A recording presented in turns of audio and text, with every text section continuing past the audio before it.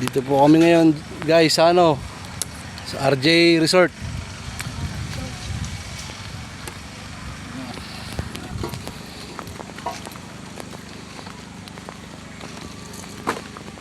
Kuya kami guys.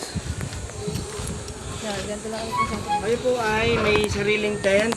Day tour lang po. For day tour 150 po. So kung apat po kayo, 200 entrance fee. Plus po yung 150 accommodation fee sa tent, 350 po.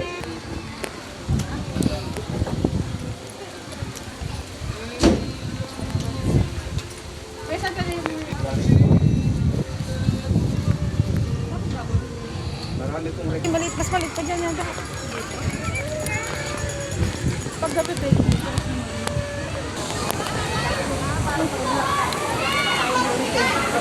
Ayan ang tulay ah.